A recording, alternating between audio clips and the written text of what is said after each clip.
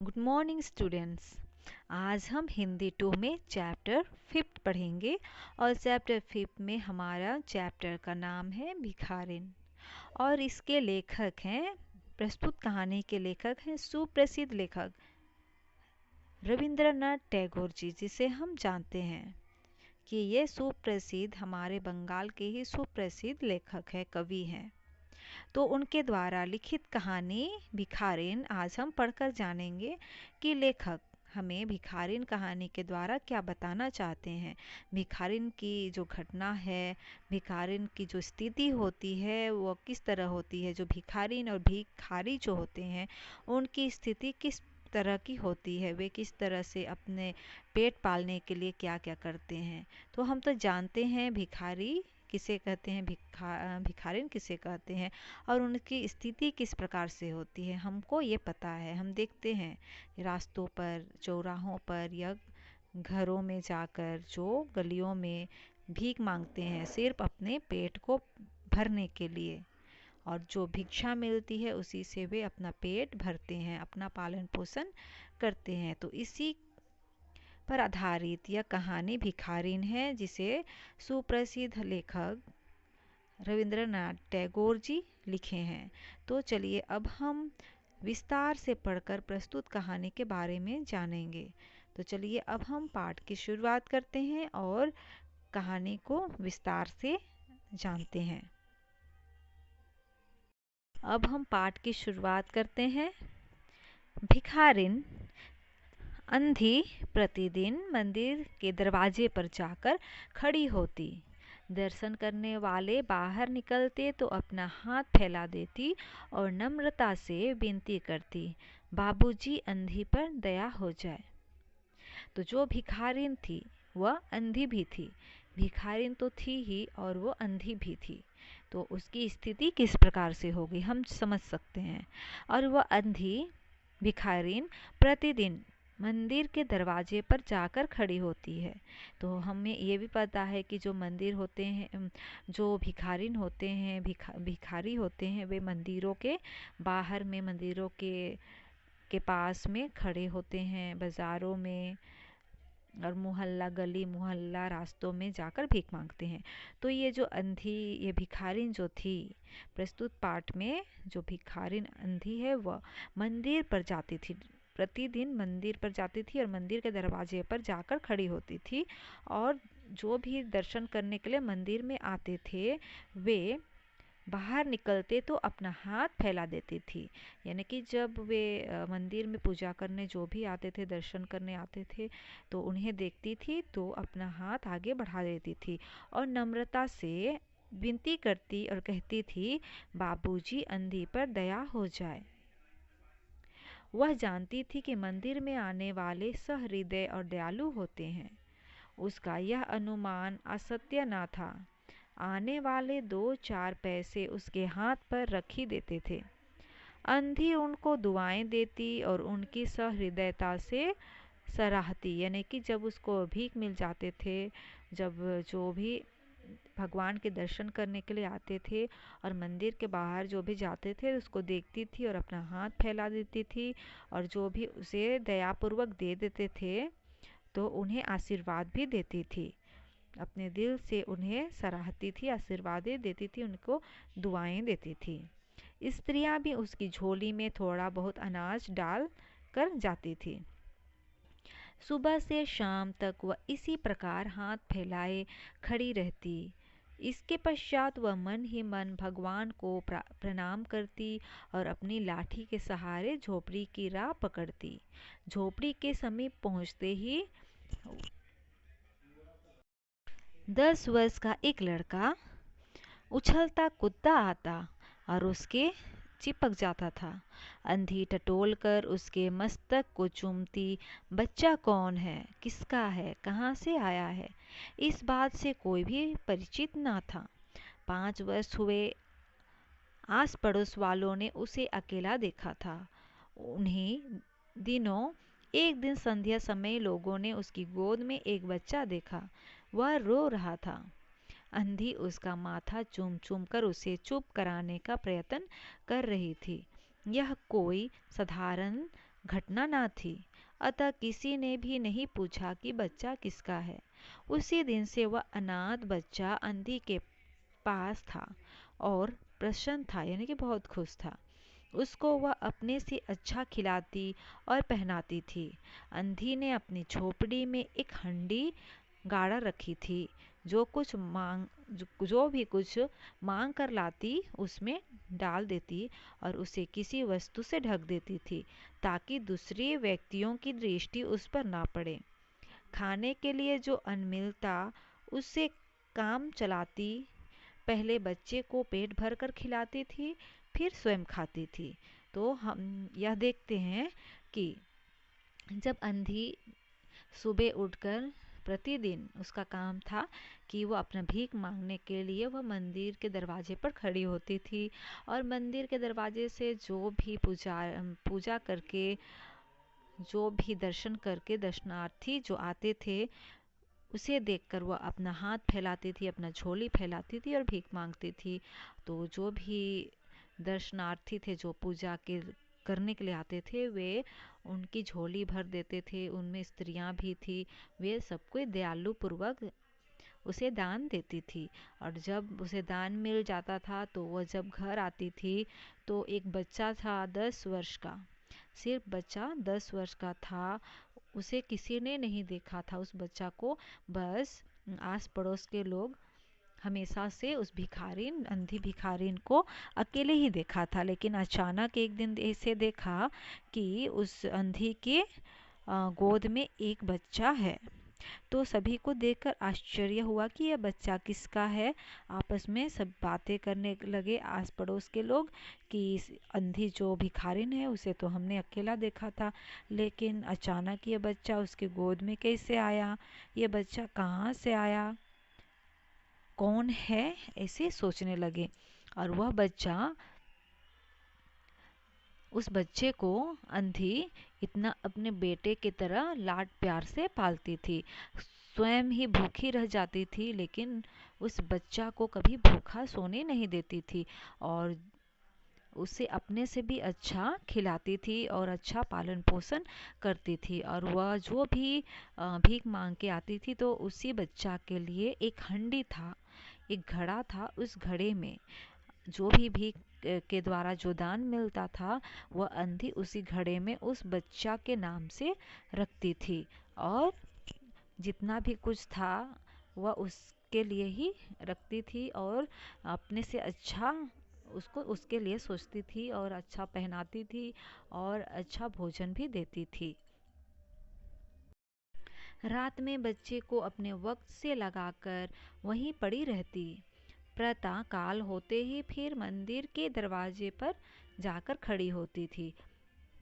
लेकिन रात में जब बच्चे को सुलाती थी तो अपने छाती से लगा लेती थी और वही पड़ी रहती थी।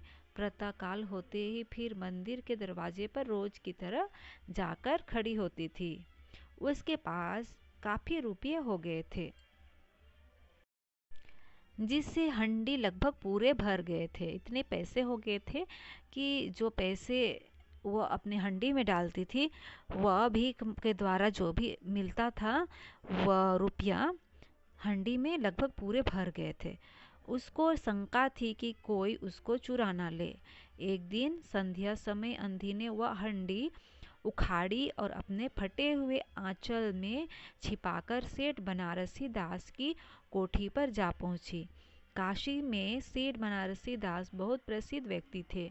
बच्चा बच्चा उनकी कोठी से परिचित था। वे बहुत बड़े देव भक्त और धर्मात्मा माने जाते थे।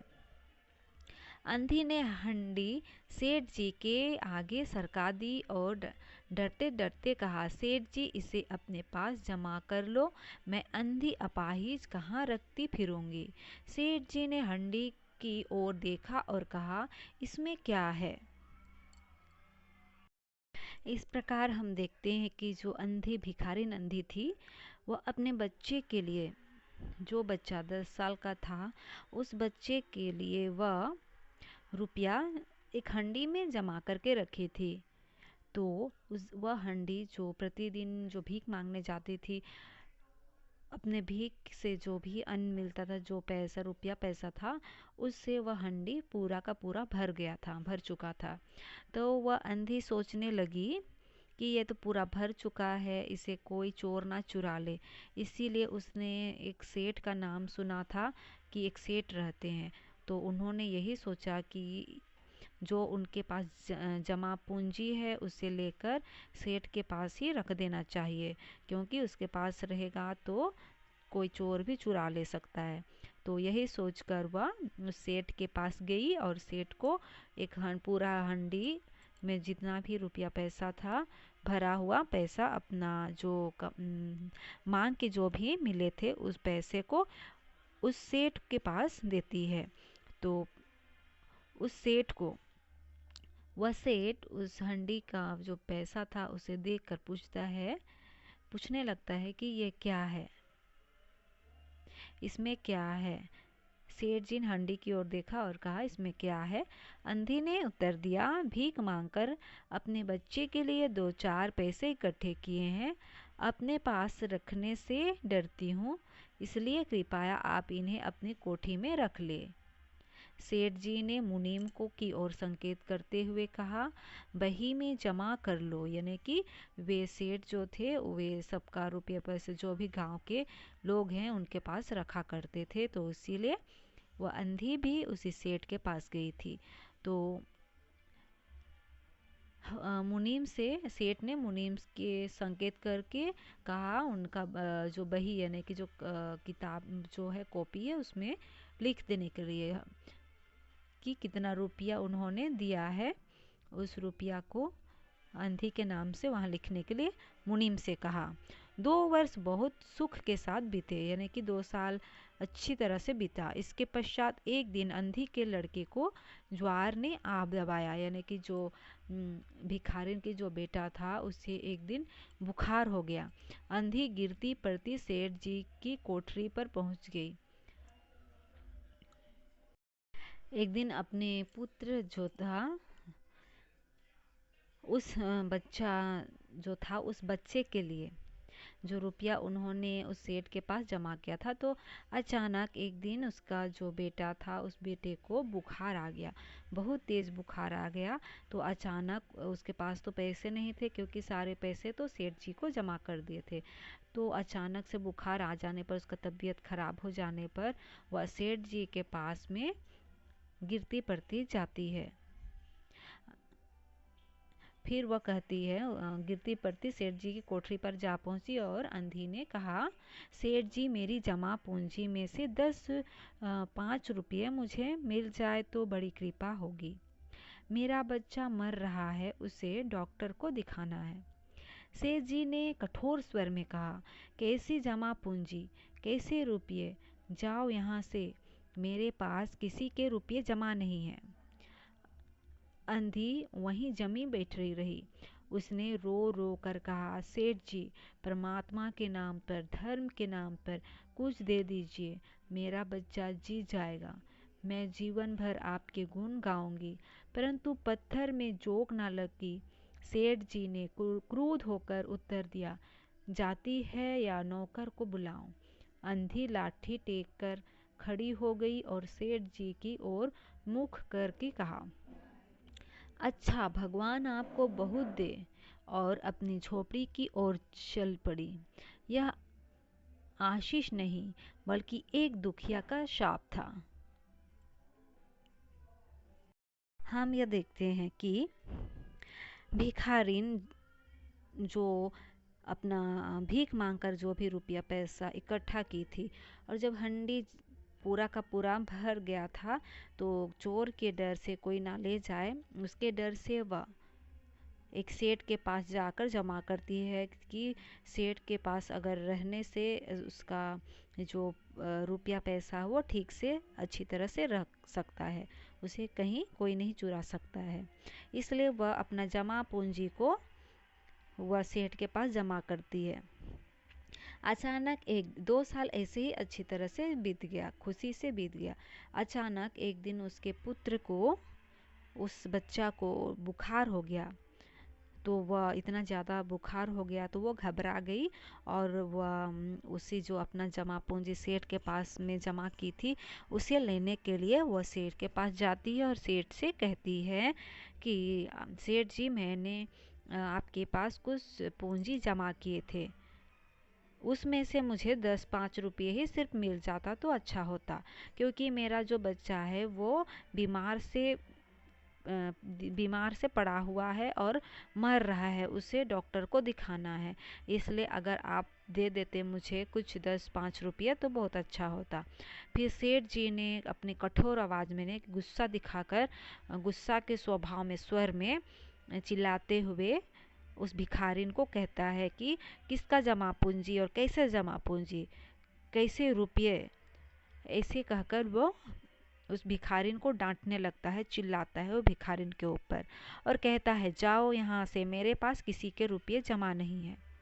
अंधी वहीं जमकर बैठ गई, क्योंकि वह तो अपना जितना भी रुपया था उस बच्चे के नाम पर रखी थी, उसे सेठ जी के पास जमा की थी, क्योंकि इतना मेहनत भीख भी मांगी थी, लेकिन इतना मेहनत करना पड़ा था और ऊपर से वह अंधी थी और उस बच्चे को पाल रही थी और जमा पूंजी उसे नहीं मिल रहा है जब उसका बेटा बीमार हो गया है। तो अंधी यह सुनकर, उसकी डांट फटकार सुनकर, सेठ की जो डांट है उस कठोर स्वर में उन्हें डांटने लगे, ऐसे सुनकर अंधी वहीं जमकर बैठ गई और रोने लगी, बिलखने लगी और सेठ जी से कहने लगी कि परमात्मा के नाम पर, धर्म के नाम पर कुछ तो दे दीजिए, मेरा बच्चा जी जाएगा। मैं जीवन भर आपके ही गुण गाऊंगी, परंतु पत्थर दिल वाले इंसान या सेठ जी ने क्रोध होकर उत्तर दिया, यानी कि फिर से उसे क्रोध होकर कहने लगा, जाती है या नौकर को बुलाऊं। इतना निर्दयी होकर उस भिखारिन के ऊपर ऐसे व्यवहार करने लगा। अंधी लाठी टेक कर खड़ी हो गई और सेठ जी को की ओर मुख करके कहा, यानी कि सेठ जी की तरफ देखते हुए कहा, अच्छा भगवान आपको बहुत दे। यानी कि वह सेठ जी के बातों से नाराज हो गई, नाराज तो हो गई, गुस्सा भी हो गई, लेकिन उसने उठी और कहा कि अच्छा भगवान आपको बहुत दे, यानी कि और भी दे, सेठ जी की ओर देखते हुए कहा और अपनी झोपड़ी की ओर चल गई। यह आशीष नहीं था बल्कि एक दुखिया का शाप था। तो हमें यहाँ तक समझ में आ गई होगी प्रस्तुत कहानी, रविंद्रनाथ टैगोर द्वारा लिखित यह भिखारिन कहानी हम यहाँ तक पढ़ चुके हैं आज, तो हम अच्छी तरह इतना समझ में आ गई होगी। तो अगर नहीं भी आई है अपने पाठ्य पुस्तक आप अच्छी तरह से पढ़कर समझ लीजिएगा और बाकी जो है, जो बच गया है, हम दूसरे क्लास में पढ़ेंगे। तो आज के लिए हम इतना ही पढ़कर समझते हैं। तो अपना पाठ्य पुस्तक अच्छी तरह से आप भी पढ़िए और समझिए।